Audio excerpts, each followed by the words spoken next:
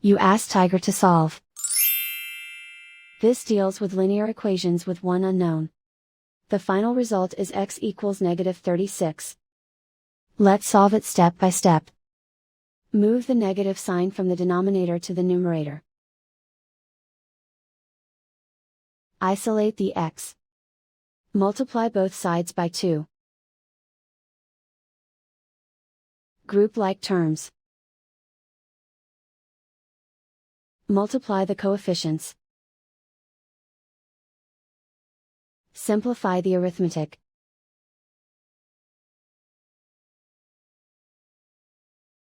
Convert the x into a positive number.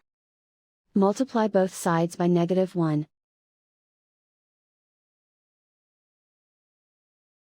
Remove the ones.